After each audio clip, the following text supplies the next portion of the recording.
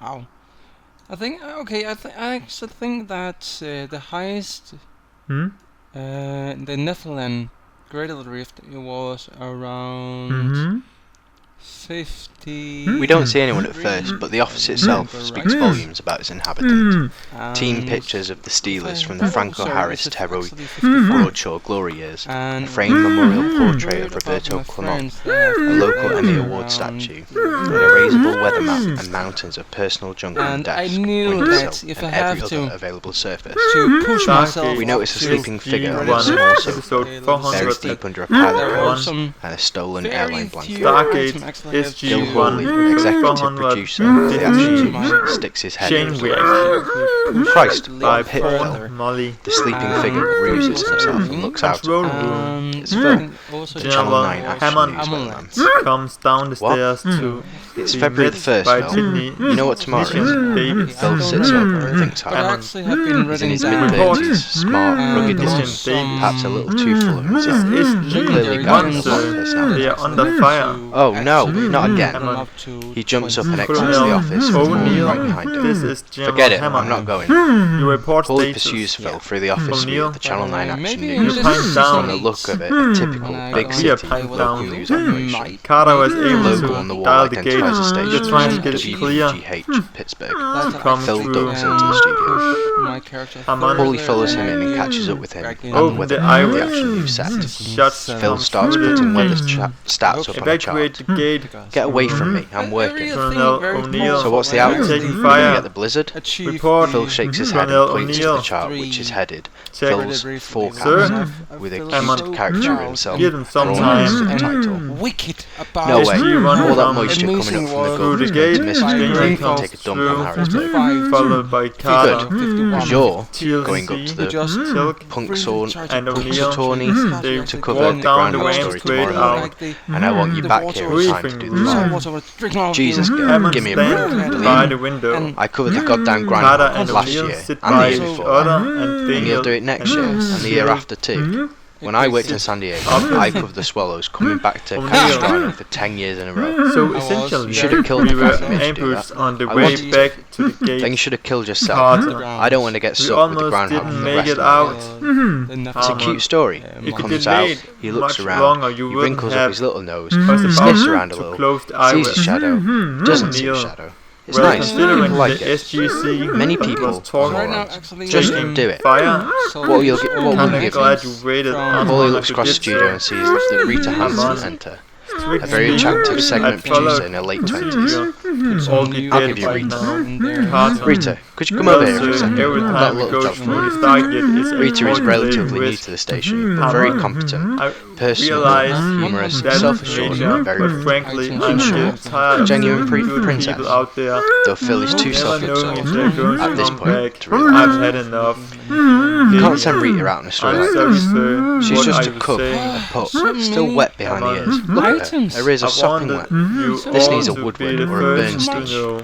I know it's a big story. People Immediately, need to I'm know. stepping down as What's the commander story? of the SG. The Punxsutawney Groundhog Festival. Titles. Gil, if Hammond's it's alright with you, office. I'd rather fall up on the None is nurse's taking street. up a female You can do the NGO nurse's street when you get back. Jackson. Just take the squeaky wheel from here up to Punxsutawney and get him back in one piece, okay?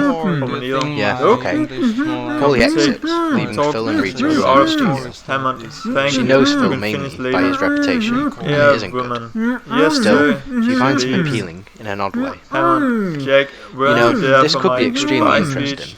O'Neill. I've never done a weather story before. Yes, I What's was. Punxsutawney like? Of Oh, it's an enchanted place, It was a lovely, magical world. General, but do It's you the really Constantinople of believe the you're whole quitting Western because we ran into a Palakine little trouble up there? Susquehanna drainage Assume system. that before. Do you always joke? About 70 to 80% of the time. Inside, I'm actually a very shy and sensitive person. A lot of people around here think you're not very sensitive. Tell me the names of these people. Hammond. I'll line up a crew and It's been transportation. a long time coming. If you don't feel like driving, we can all go in the back. And accept it. I think I'll take my own car. I took I'm over not that this fond of my command fellow when man. Stargate was Nice attitude. From the Nice ground. face. supposed to be Why don't you ride up with me? assignment No on my way thanks. to retirement. Stephanie Dick Castrano, an O'Neill. attractive dark-eyed, dark-haired correspondent. Did I Glares at remind Phil you from I the was studio. retired? Some things are Phil worth is in his changing. cluttered cubicle, talking on a headset I've had enough. while he reviews cassettes of his Groundhog Hammond spots picks from up the past 2 box years and walks out on to a the small briefing monitor. room where As he Carla, talks, Daniel, he and stuffs a Seal number of personal are items waiting. in an overnight Hammond. bag, all the time Let me watching just himself on the say it's TV. been a pleasure serving with all They of don't you. really think of me Carla, as a weatherman around here, more of a personality, Daniel, but with the So credibility all my little credibility things of a are first-class Until broadcaster. like when the great warrior retires, Once you look at my tape, I think you'll see what they mean. Than of the battle, Stephanie it is enters and stands custom in the to doorway sing a looking at song Phil of for a long lament. moment. Fortunately, There's something we vaguely are not off-center on about this woman. color. Not quite fatal attraction, but still a little scary. Come and take care of yourselves. I just want to know one thing. Gate room. Did I do something wrong, or are you just tired of me or what? I have to know. General. Phil sighs. SG-1 Dan, can I call you back? I've just been handed something I might get. Better get on it. many. He picks up some papers and rustles them for effect. So Okay, what do we thanks. do? This is too bad. He takes So up the what do headset, we know gets up about and closes this the new door for guy? privacy. That He didn't do O'Neill, anything wrong, not Steph. much. And I'm not tired of you. Let's hope It's just that I don't have time for a real relationship right now. I told you that the first time everybody says that at the beginning of a relationship. Phil gently pushes her away. I'm different. I really meant it. Things are really starting to move for me now. I'm not going to be doing the weather for the rest of my life. I was just talking to the CBS guy about a network job. I want that. This is just the beginning for me. I can't waste any more time. Are you saying our relationship was a waste of time? Our relationship? We went out a total of 4 times. And only twice did anything happen. It was fun, but I don't see that as a big commitment. Daniel, I had our charts done. My astrologer a says little we're more extremely inspiring. compatible. well, it's more like There may even be some past lives involved in it. See? So we've already done this. Let's move on. Next case. You know what's wrong with you, Phil? You're selfish. Is that right? You don't have time for anyone but yourself. That's what I'm trying to tell you. You don't want to be with me. You can do better. Look, Stephanie, if I ever said or did anything to mislead you, I'm sorry for that. Right now, I have to do this groundhog thing, and I don't have a handle on it yet. He throws some papers onto his table into a briefcase and puts his jacket. I'll tell you what, I'm going to do some serious thinking while I read books to Tony. And he pats her on the shoulder Confuse me. and brushes past her face, leaving her standing there Well, with a malevolent look. large-scale application is mostly A van theoretical. marks Channel 9 Action Right News, now, speeds but along the the 2-lane mineral highway through the does winter show landscape credible of west central potential Pennsylvania. as an Mounted atop of the van alternative is a microwave power transmitter. source. Rita is Power. riding up front with Larry, It also leading demonstrates cameraman, some and a interesting techie. properties when Phil is following close behind him. with Behind the van in a new Lexus Coupe. It does tend His to car increase the has a bumper explosive sticker that reads effect Weatherman, yet Lake to Wet. power. I'm on my way to Punxsutawney. In the Danish dictionary to find the word dictionary in Punxsutawney, work for fun. I think it all depends on you. So yeah, my Phil is talking to one of his guys, sorting through a stack of CDs, as usual, grabbing a good life with both hands. on a Much device bigger. designed I thought maybe you specifically could meet up to there take tonight advantage and let me of vulgarise you for about 7 hours, so I'm supposed to spend all night in Punxsutawney, Now you know all that. alone. to take part Thanks. in the operation. Phil loads a So, CD yeah, and a suddenly, great driving or song like, kicks in. What about Talking- my Welcome duties to on talking, I'm SGR? sorry, The original like- weather capital of the world since Like, 1887. Depicted on the signs a large cartoon groundhog wearing a top hat about and clutching an What? umbrella under his arm. can A mini find convoy Power. passes some The fast-food places word- on the skirts and outskirts of town. and The van drives along Leo a looks small at town the lane town road. place on a front There are line. large groundhogs everywhere. From Look now at the on, you whole will team work town as as being gaily going festooned walk with banners and will posters. require A van pulls into the parking lot Cinema at Bauer. 4 p.m. Bauer. The announcement billboard at the front of the Main motel page. reads, Groundhog Day breakfast specials, February the Bauer's 7th, all you can eat for £5.99. office.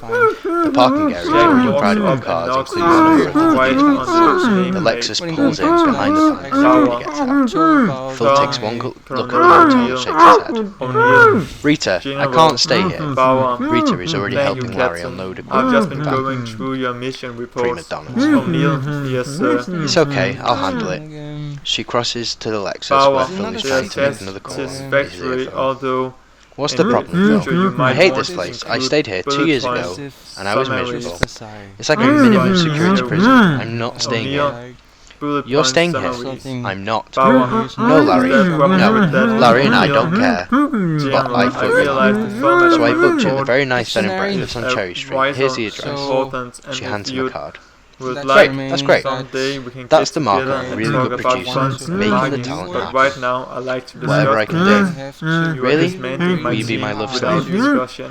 Whatever I can do within Power. reason. General, Would you come like on. to have dinner with Larry I and me? have allowed you No a thanks, certain I've seen Larry latitude eat. Why don't you with ditch Larry and presence, let me take you but someplace maybe nice? you would You mean like a do date? well to watch Yeah. the tone with me. Oh, Dictionary. no. O'Neill, Okay, I get it. General You're a Hammond, little intimidated by get me. us You're together excited for a about the reason. shoot tomorrow. Fact You is, want everything to go just when perfect. for I understand. SG1, You just get you some would sleep. be sitting Tomorrow will there be with great. a snake in your head.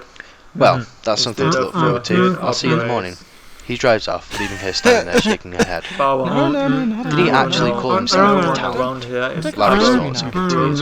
If it continues, The first light in the morning colours of the sky behind Cherry Street Inn, a rambling white Victorian bed and breakfast. The man was A digital clock radio changes from didn't say 5:59 to 6 humongous. a.m. The radio comes on, playing at the end of Sonny and Cher hit, I Got You And now I There. suggest we take some time. Phil sits up in bed and looks around the room. The decor is typical bed and breakfast. Flocked wallpaper, framed and an odd assortment of mismatched General furniture. Hammond's house. His suit is hanging neatly on the back of the Grandchildren closet are door. playing outside His suitcase when is Jack open on a stand comes at up. the his front name foot of was the bed, and still neatly humongous. packed. in our And the people woman told who us An actually iRadio lied about DJ Jack and his and sidekick Bellino. come on with a hyped up drive time Harassment. chappy Hello, talk. Jack. Come on. Phil stares at the radio and listens to them. O'Neill. General. Okay, campers, rise and shine You're and don't forget your keeping beauties because it's Hammond. cold out Have there. a seat. What are Phil you grimaces doing and here? swings out of bed. O'Neill. It's cold out there every day. Little vacation. What is this, Miami Beach? Hammond. The DJ lies. Didn't you just take some Phil time shakes his off? head at the cheesy O'Neill. latte as he Yeah, crosses but to the this sink one and starts brushing his by teeth. choice. Not hardly, and you Not can expect everyone hazardous will travel be later as today patient with with that, you you know, as I blizzard was. thing. O'Neill, That blizzard that is thing. why I'm Phil here. splashes some water on his face and Bit of a tries, rough prepares adjustment. to shave. O'Neill. Oh, here's a report. No, The National no, Weather it's Service is fine. calling for a This big you blizzard once thing. been this man. Yes, they are. Daniel So there's Sturgis another reason will today's very deal special. with Especially SG3 cold. and Especially Cardiff cold. will some Okay. kind of Well, the big food question on tasting. everybody's lips. Awful. Chapped You know, lips. same old, Terrible. They're same chapped old. lips. Right. Horrible. Do you think Hammond. Phil's Terrible. going to come out and Are see you Shadow? Yeah, serious? they would. O'Neill. Punxsutawney Phil? Yeah. For once, But it yes. was Phil very looks up Hammond at himself in the isn't mirror, just admiring going his to own take face. sometimes. That's right, It's rodent me, lovers. the man. About Groundhog I'm Day. sure he is very competent. Phil grunts at his O'Neill, reflection in the oh, mirror. come on, General. Never Female again. I never met Nazi anyone woman who liked Phil heads for the didn't breakfast room understand at the inn. that Now well dressed in a suit and tie, a difference. nice overcoat slung over his Great. arm. And I Chubby would man never got glasses. very convinced me. You Morning. just got fed mad, Morning. I infuriated. will Think it'll be in early spring? And I'm predicting March the 23rd. I'm sorry, it's out of my Phil hands. enters the old library of the house, now set up with a breakfast buffet. That means An old spinet piano stands in the corner. Overly One wall is lined with bookcases full of books. A handful of Someone guests are looked at seated her around and reading. someone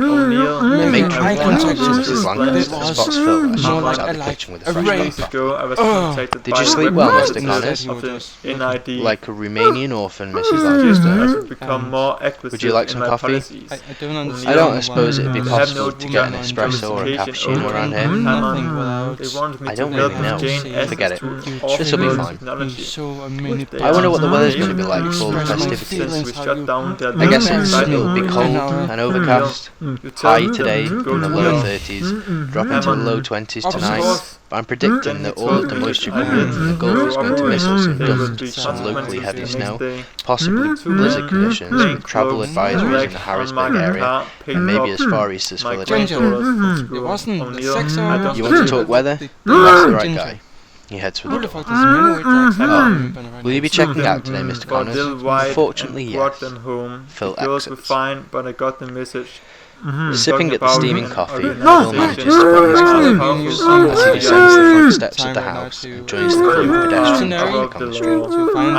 There are a lot of people on the street for this hour. Traffic is so heavy, in fact, that pedestrians are moving faster than the cars. Everyone seems to be going in the same direction, making the annual trek to see the I'm so sorry, man. An old bum is sitting on the sidewalk leaning against the storefront. Someone throws him a call. Phil walks by without taking any notice. Hey Phil. A big pie-faced man, Ned Ryerson, comes huffing and puffing right up to him. There is something about this guy that makes us dislike him on sight. Phil Connors.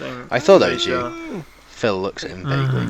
I'm sorry, have we, oh my. Phil Connors, don't say you don't remember me, because I sure as heck I remember you. Well? Phil stares, trying to remember. Ned Ryerson. Neil knows Ned. Ned on the head? Come on, buddy. Case Western High. Ned? I see you clicking through that brain of yours. Click, click, click, click. Ned Ryerson did the whistle trick with my belly button at the talent show. Ned Ryerson got the shingles real bad senior year. Almost didn't graduate. Ned Ryerson went out with your sister, Mary Pat, a couple of times till you told me not to. Well, Ned Ryerson. Bing. So, what are you doing with yourself, Ned? Phil, I sell insurance. No kidding.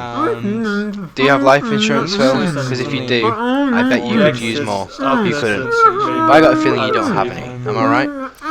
You know, Ned, I'd love to talk to you, but I really have to. Phil starts to walk away, but Ned won't take the hint. That's okay, I'll walk with you. When I see an opportunity, I charge it, like a bull. Ned, the bull, that's me now. Some of my friends live and die by actuarial tables. I think it's all just a crapshoot anyway. Ever heard of single premium life? That could be the ticket to you, buddy. God, it's good to see you. Hey, what are you doing for dinner? I don't think that's going to work for me.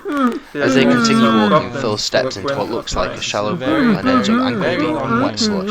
Ned laughs like a donkey. Hey, look out for that first step. It's a doozy. Phil looks at him with malicious. A big crowd is standing in a park-like clearing off a residential street. They are gathered around a large mound of dirt enclosed by a rail fence, waiting for the big moment.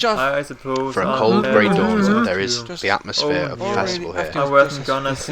An area close to the mound is roped off for news reporters, and an area and cameras. Rita stands there, a pocket of genuine beauty in the sea of pot-bellied old Union guys and blow-dried reporters. That's when they send you to work for the Russians. Mayborn. The planes are gone forth the Russians to Stomping feet against the cold, Rita looks at her watch and glances around. Larry, the cameraman, just looks bored. How could he be late? Prima donnas. It's just so inconsiderate. What happens to some people? They're born nice, they grow up nice, you put them on TV and bam, prima donnas. Rita spots Phil heading into the crowd. Here he comes. Phil, hey Phil, over here. Phil joins them in the press area. Rita pulls him to his mark in the rail fence. Where have you been? I got home with some jerk I went to high school with. So, did you sleep okay without me? He tossed and turned and Rita holds up a slate for Larry to ID the table. You are incredible. Who told you? Ready when you are. Phil takes the microphone from Rita and positions himself against the fence. The Groundhog Club officials in top hats, striped trousers, and cutaway coats parade out to the burrow that houses Punxsutawney Phil. Looks like they're starting. Roll tape. Rolling. Rita silently counts down from 5 and cues Phil to Mrs. Snacks to announce. Once a year, the eyes of the nation turn here to this tiny hamlet in Pennsylvania to watch a master at work. The master? Punxsutawney Phil, the world's most famous weatherman. The groundhog who, as legend has it, can predict the coming of an early spring. Rita turns to Larry. This is impressive so far. So good. The word actually... A Groundhog Club official kneels at the burrow and ceremoniously knocks on the small wooden door, then opens it and retreats. And here's the big moment we've all been waiting for. Let's just see what Mr. Groundhog has to say. The groundhog sticks his head out, looks around, steps out of the hole, and runs over to the other side of the mound, about as far away from the camera as he can get. Hey, over here, you little weasel. Larry zooms in as far as he can get, but the best thing he can manage is a close-up of the groundhog's back. The groundhog stands there, his body casting a long shadow, and then he lets out a squeak and runs back into the hole. Great shot, hey folks? Well, that was certainly worth the trip. Now we'll be hearing from Mr. Buster Green, president of the Punxsutawney Groundhog Club, the so-called seer of seers who will interpret for us. Buster Green, dressed up in his top hat and cutaway coat, walks onto the mound and pushes the crowd. He came out and he saw his shadow. Sorry, ladies and gentlemen, but it looks like it's going to be a long winter. The crowd lets out a good-natured disappointment. Well, that's it. Sorry you couldn't be here in person to share the electric moment. This is one event where television really fails to capture the excitement of thousands of people gathered to watch a large squirrel predict the weather. And I, for one, am deeply grateful to have been part of it. Reporting for Channel 9, open the door and walk around. Larry cuts the camera. You want to try one that's a little sweeter? That's as sweet as I get. I'm out of here. Okay. As he exits, Phil tosses the mic to Larry, who isn't expecting the throw and bobbles it, dropping the mic on the ground. Phil is sitting alone having a cup of coffee in a busy, loud and lively cafe. Rita enters and sees him sitting there, crosses to his table and sits down across from him. That was really lousy. Is it my fault the little rat went south on us? A real professional would have handled it. You acted like it was a personal insult. Who do you think you are, Wolf Blitzer? God, you really take this stuff seriously, don't you? Yes, I do. As far as I'm concerned, there are no little stories, Phil. Only little reporters with big egos who think they're too good for the job they have to do. You really don't know me very well, do you? Because if you did, you could never say something like that about me. I care. Call me a cockeyed optimist, but I happen to think there's more to this job than just getting my ugly mug on the boob tube every night. Is that so? Yes, that is so. Rita is so irritated by him she can't even respond. Phil looks at her evenly for a moment. So as far as us getting together, would you say the glass is half empty or half full? Larry pokes his head in the doorway, looks round, spots Rita and makes his way over to their table. You ready? We better get going if we're going to stay ahead of this weather. You don't have to rush off, you know. That storm is going to miss us completely. Nice working with you, Phil. See you around. Rita walks away, leaving him sit alone. How is that working out for you? Not on the Mayborn offers him a beer. No thanks. So I'm not gonna have that person now. If anyone tries to boot Phil's Lexus is driving down the highway. Light snow is just starting to fall. Season 8. I'll call you after. I see the network guy. I should be back there in a couple of hours. What? I can't hear you. You're breaking up. Hello? Sabrina? Phil is getting annoyed at the phone connection deteriorates. The snow is getting heavier. Phil switches on the windshield wipers. Sabrina, can you hear me? He slams the phone back into its cradle, then looks up and notices slow traffic up ahead. He honks his horn as the traffic comes to a complete stop. He keeps honking but nothing moves. He rolls down the window and looks up ahead. The highway is parked parking lot. Yada yada blah blah. Phil jumps out and begins to walk down the highway, past the parked cars, shivering in his light sweater and silk sport shirt. The snowfall is getting heavier and the wind is picking up. The snow comes down unnaturally hard and fast. He walks on, slipping and sliding in his expensive loafers until he comes to a police roadblock ahead, manned by 2 highway patrolmen. What's going on, officer? Nothing's going on. We're closing the road. Big accident up ahead. Blizzard moving in. What blizzard? A couple of flakes? An isolated phenomenon of nature. Are you nuts? We've got a major storm moving in. No. All that moisture is going to miss us and hit Harrisburg. Pal, you got that moisture on your head. I have to get to Pittsburgh today.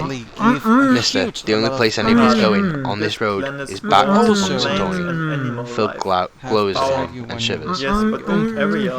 Phil is on a payphone. Snow is falling heavily outside. Gas station attendant is shoveling around the bars. So all the long distance lines are down. What about the satellite?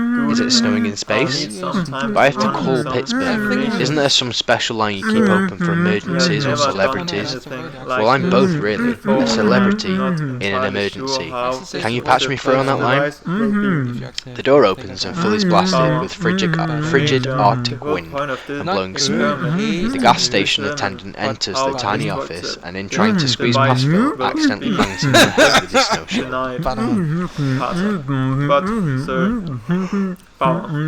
Proceed. Phil is at the bar in Punxsutawney's oldest best hotel, the Pennsylvanian.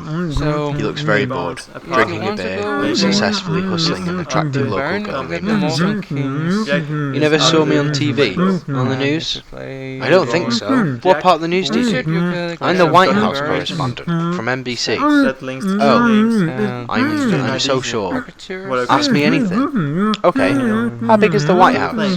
3 bedrooms, 2.5 baths. How much bigger than it is? Nancy just stares at him, clearly not into his sense of humour.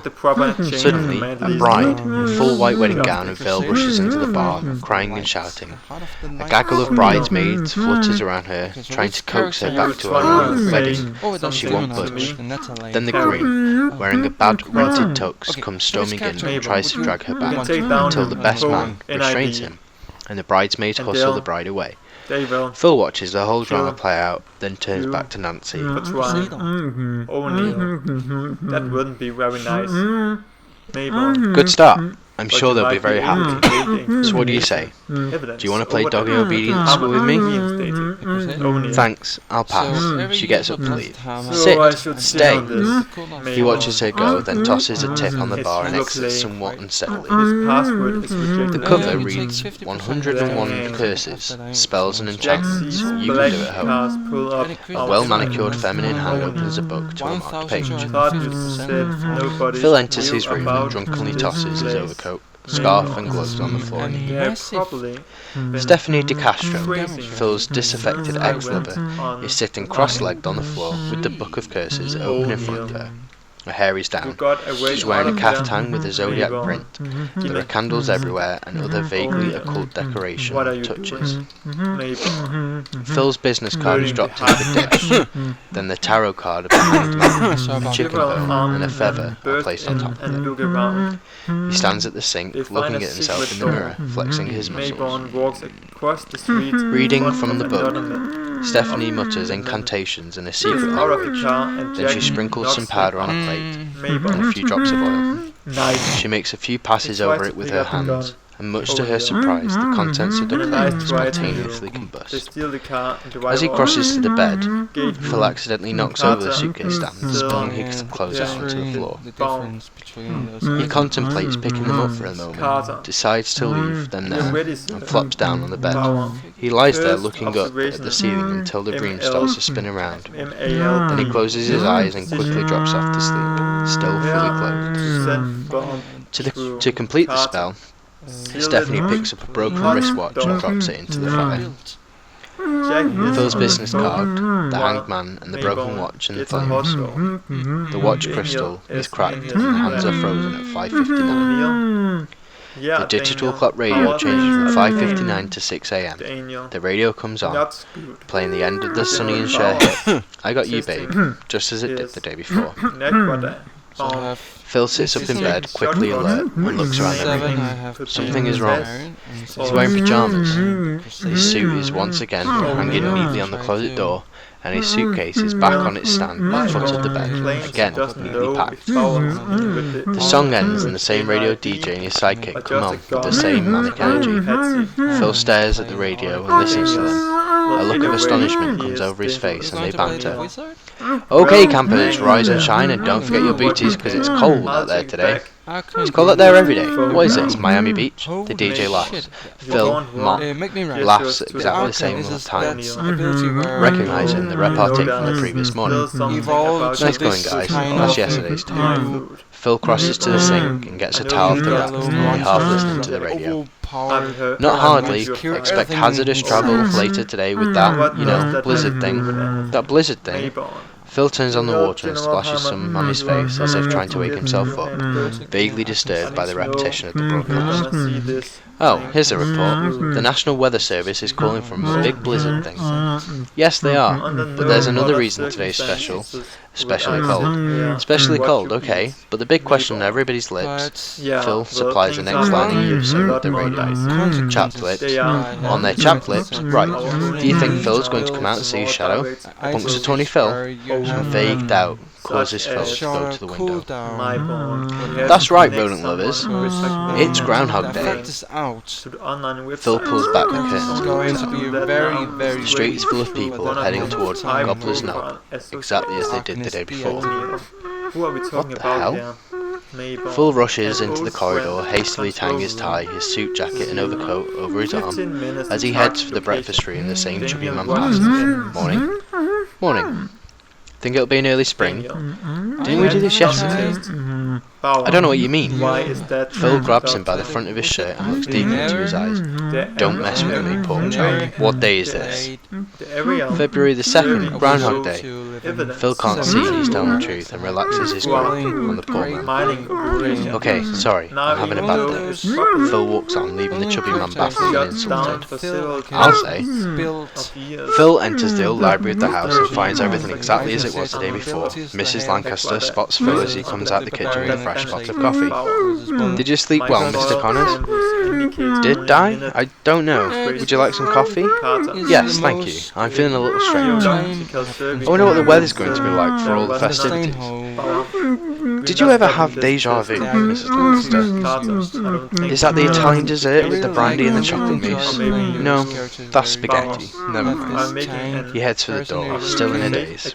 Oh, will you be checking out today, Mr. Connors? I don't know. I don't think so. I'll tell you after I wake up. Phil exits. Phil gulps down the steaming coffee, still trying to wake up from what he assumes is a dream. Descends the front steps of the house. He accosts a passerby. Ma'am, excuse me, where's everybody going? To Gobbler's Knob, with Groundhog Day. The coffee cup drops Phil's hand as he stands there open mouthed. Then he slaps his own face and shakes his head as if trying to clear it and starts off down the street. Phil rushes down the street, again failing to notice the old bum sitting on the sidewalk leaning against the storefront. Hey, Phil. Ned Ryerson approaches with the same obnoxious attitude. Phil Connors, I thought that was you. Phil just stares at him and keeps walking. My oh my, Phil Connors, don't say you don't remember me, because I sure as heck if I remember you. Well, Ned Ryerson. Think, first shot, right out of the box, so how's it going, old buddy? To tell you the truth, Neddy, I'm not feeling very well. Could you excuse me? Now it's funny you should mention your health, because you'll never guess what I'll do. Desperate to get away from this guy, Phil says, do you sell insurance, Ned? Think again, you're sharp as a tack today. Do you have life insurance, Phil? Because if you do, I bet you could use more. Who wouldn't? I got a feeling you don't have any, am I right? Did I say, fuck off, Ned? I can't talk to you right now. He backs away from Ned and steps right into the same deep slushy pudding he stepped in the day before. Hey, look out for that first step. It's a doozy. Phil looks down at his wet shoes and cuffs and stumbles on towards Gobbler's we can make this couple. The crowd is gathered as before the big monkey. In the press area, Rita is having the same dialogue with Larry, when she spots Phil heading into the crowd. Here he comes. Phil, hey Phil, over here. Phil waves her and heads straight for an obscure corner of the knob, gesturing for her to follow. Larry shakes his head as Rita charges through the crowd towards Phil. She catches up to him and he is scratching a mark in the snow with his foot. She notices immediately that he is uncharacteristically dishevelled. His tie askew, his hair mussed. Where have you been? I've got to talk to you. I think I'm losing my mind. I know you're losing it. What are you doing over here? The camera's over there. Is there any Slap me. What is this? Just slap me hard. She gives up and taps him lightly on the cheek. I said hard. I can't do it. Rita shrugs and slaps him very hard. Better. Almost too hard, Rita. Are you drunk? No, drunk is more fun. Can I be serious with you for a minute? I don't know. Can you? Yes, I'm being serious. I'm having a problem. No, I may be having a problem. But that kind of bullshit. What are you trying to say? I'm trying to say that if I was having a problem, just those I'd like and get to them know more that easier than ever before. You have to what did you do last night? go and have one The crowd begins to hush. We better get started. We're going to miss it. We are not going to miss it. Sacrifice something and I gain something. But you can't just make it harder we've been and out just here like for an fuck hour. it all. We're cold and tired. Let's just get this and get out of here. Okay, put it here. What? Put the camera here. Rita takes a forlorn glance towards the press area where all the other cameras are set up. Phil, there is no tomorrow on this one. It's Groundhog Day. We were in the wrong spot yesterday. What? Yesterday? What are you talking about? Just trust me. Put the camera here. Rita looks up at him like he's crazy and then looks at her watch and gives up. Larry, she charges off toward the cameras. In the press area, several reporters are already talking to their cameras, dribbling on about how he could appear any second now. Rita and Larry grab their gear and rush back to Phil. Larry hurriedly sets up the camera. You want me to roll tape? Are you going to get on your mark? No hurry. Larry glances over at the other reporters all talking to their cameras and pointing backwards towards the mark. Everyone else is rolling. Rita looks helplessly at Phil. I'm begging you, alright? Could we please just do this? Phil glances down at his watch. Okay, let's do it. He crosses over to Larry and taps him on the shoulder. Prima donnas. Phil takes the microphone from Rita and positions himself against the fence. Rolling. Phil does a similar intro to the one he did before, though this time it's a bit tentative. Well, it's Groundhog Day again, and you know what this means? Everybody's here on Gobbler's Knob waiting for the cold... In the cold, waiting for the appearance of the world's most famous groundhog, Punxsutawney Phil, who's going to tell us just how much more of this we can expect. The Groundhog Club official knocks on the groundhog's door, then opens it and retreats. Phil takes a deep breath and makes his first experimental prediction, recalling the previous day. My forecast is we're going to see the groundhog peek its head out of his hole, look around a little bit, and then he's going to come out, scamper over to this general area, look at the crowd for a second, make a little burping noise, and then run back into the crowd. That's it, I'm going to kill him. Phil looks at his watch. Okay, and here we go. Phil points to the hole and Larry zooms in. The groundhog sticks his head out, looks left, looks right, steps out of the hole and runs away from the press pool, directly over to Larry's camera. As he stands there, his body casts a long shadow. The groundhog looks right into the camera, lets out a squeak and runs back into the hole. Rita and Larry are completely amazed as the crowd cheers the brief appearance of the groundhog. Larry pans back to Phil. Phil just stands there speechless, staring at the groundhog. Phil. Buster Green, the Groundhog Club official, walks onto the mound and pushes the crowd exactly as before. He came out and he saw his shadow. Sorry, ladies and gentlemen, but it looks like it's going to be a long winter. Again with the crowd let out, a good-natured awe in disappointment. Larry pans back to Phil just in time to see him walking away in a fog without signing up. Then he pans back to Rita. For Channel 9 News, this is Rita Hansen in Punxsutawney. She holds for a moment and makes the cut sign, running her finger across her throat. Well, you're welcome. Phil is on the phone desperately trying to make a call. I know there's a blizzard. I have to get a call through to my doctor in Pittsburgh. It's a medical emergency. No, don't give me the Punxsutawney part. When do you think the long distance lines will be working? But what if we don't have it tomorrow? We didn't have one today, my friend. Hello? Hello?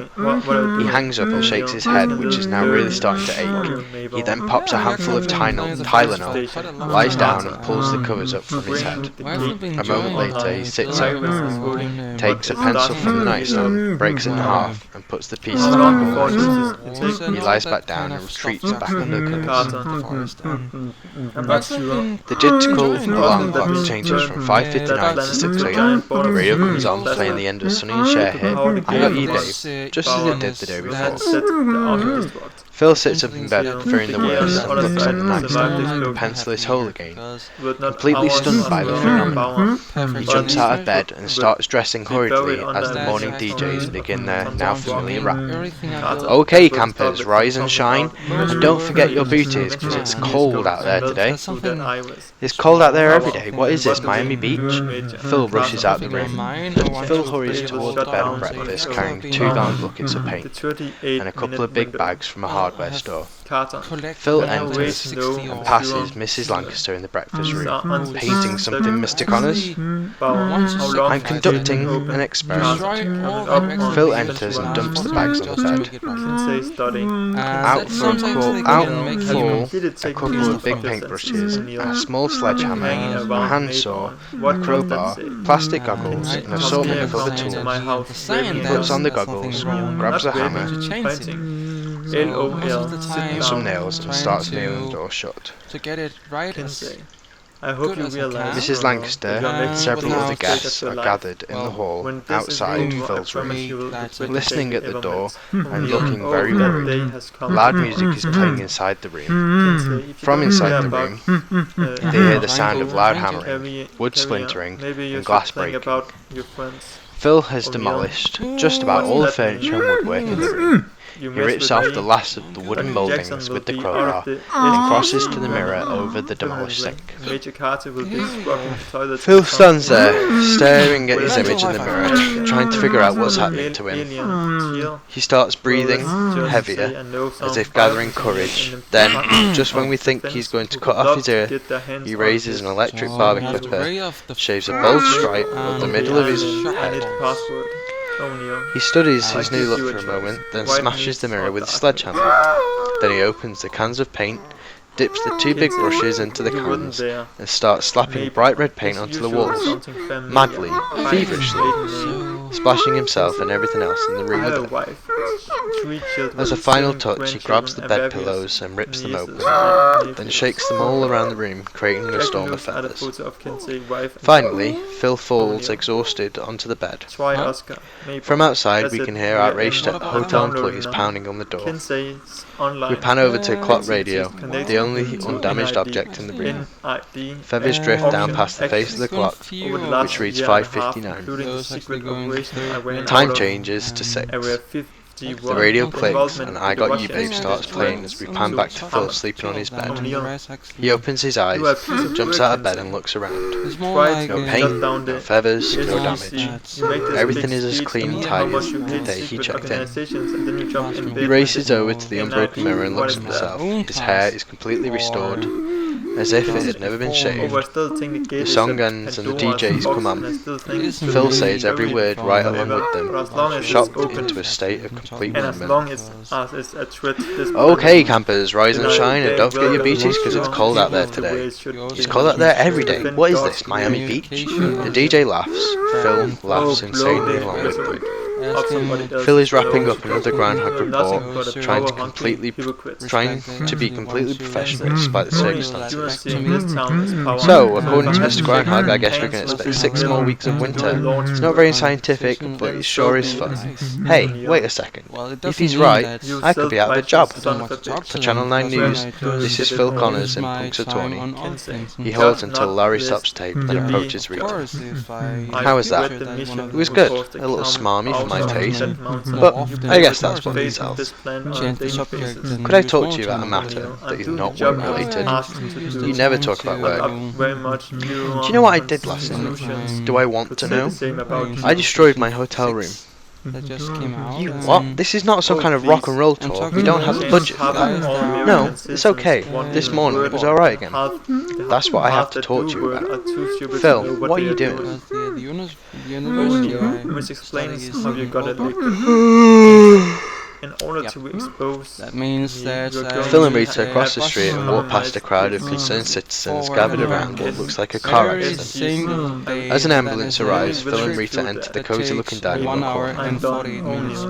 Phil and Rita sit together at the same table they had previously. The waiter approaches. Could I have some coffee, please? The waiter pours her a cup.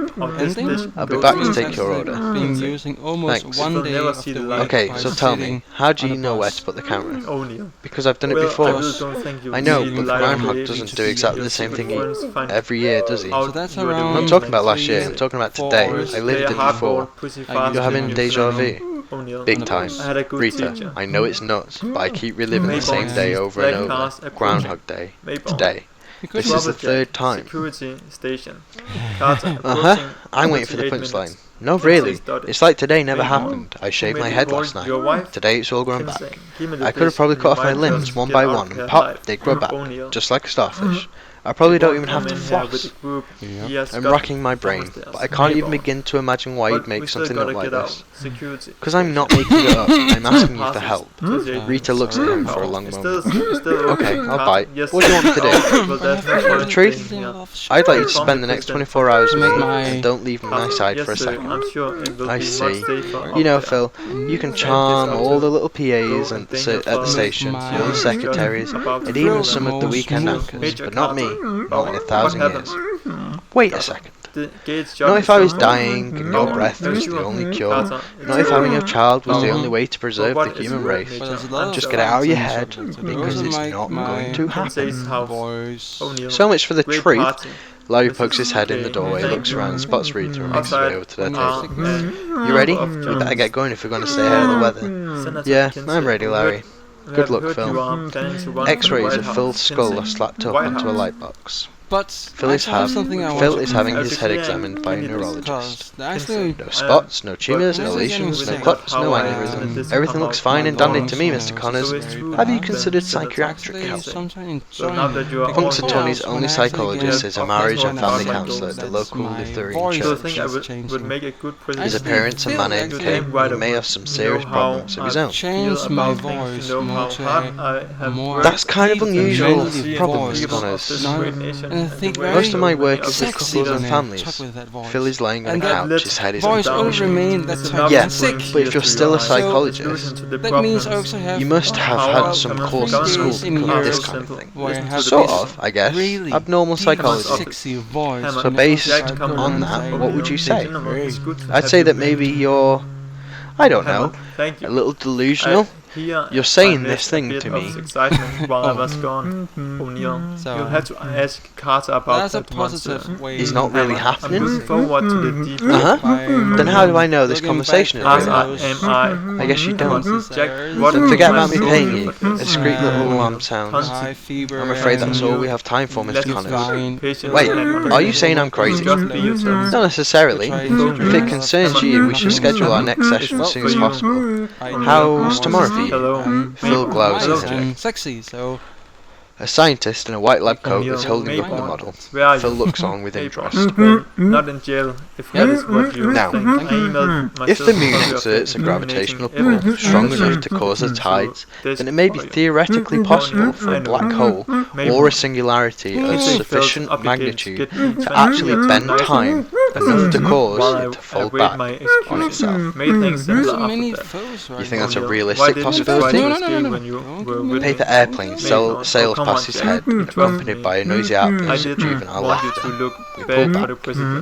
Besides, you're too good to have 25 8th graders running amok. What are you going to do now? Alright, I think someone may just need a little visit to the assistant principal's office. Get back in your seat. The bell has not rung yet. The kids sit back down Yeah, and keep up their noisy chatter. Thanks for all your Well, I'm speaking purely hypothetically. What about Phil is walking toward the exit when he passes a first grade classroom. The door is open and the teacher is discussing a story with the right class. now? So the princess picks up the frog and kisses the frog. Phil stops outside the door to listen. Now, who can tell me what happened when the princess kissed the frog? Her lips got slimed.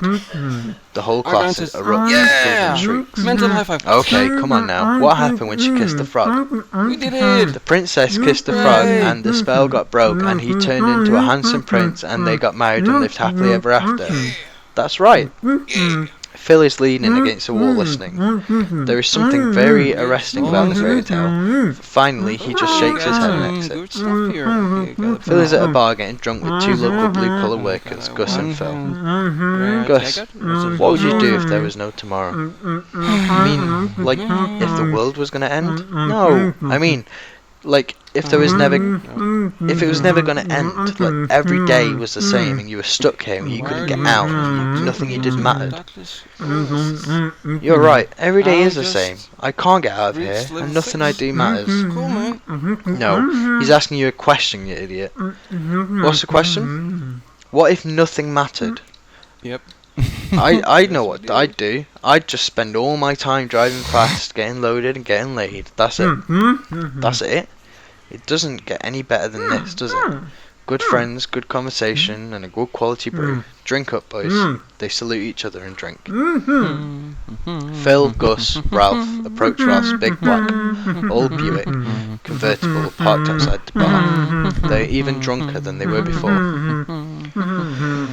Ralph fumbles with his car keys. Where are you staying, Phil? We'll drop you off. Hey, friends. Don't let friends drive, drink. Yep. Give me your keys. He's as wasted as they are, but Ralph hands over his keys without a fight. Thanks, man. It's nothing. Get in. They all pile into the front seat with Phil at the wheel.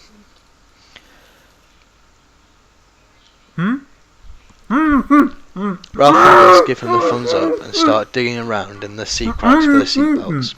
Suddenly, Phil floors the accelerator and peels away, sideswiping a parked car as he screeches around the corner. Phil is having a great time. Gus and Ralph are weeping it up like kids on a roller coaster. This is great, Ralph. Oh, hey, take a left. Phil passes the intersection. You missed it. No problem. Phil throws the car into a high-speed, skidding U-turn, goes up onto the curb, across a couple of lawns, takes out a mailbox and a stop sign, and bounces back onto the street. A police car parked in front of the hardware store pulls out and takes off after him. Phil swerves in and out of oncoming traffic. Gus is starting to look a little green. So many rules. You can say that again. Don't do this. The Buick demolishes a parked car. Don't do that. He mows down a row of parked scooters. It comes screaming around a corner and hops the Buick. Ralph hears a siren and looks back at the police car. Alright, try and stop us, you mothers. No more rules. A second police car joins the chase. That's two. Having a good time? I'm having a great time. Phil speeds up to 100 miles an hour. Gus is looking even worse from the liquor and the motion of the car. Hey, Phil. Yeah, Phil. Like the groundhog, right? Hey, Phil. How are we going to get out of this? Two police cars with lights flashing and parked sideways, completely blocking the road. Officers stand in the roadway, motioning for Phil to stop. Gus, you're going to have to trust me on this one. Trumps the gas pedal on the floor. Gus's eyes go wide with terror. The police drive out the way. The Buick crashes head-on into one of the police cars. The time changes from 5:59 to 6 a.m. The radio starts playing I Got You, Babe. Phil sits up suddenly and looks around, completely amazed. He's in his room at the bed and breakfast, everything exactly the same as before. He hops out of bed and quickly examines himself for signs of physical injury. Nothing. The music ends and two DJs come on. Done. Kill enemies in the Western Channel. 50 of them. And click the waters.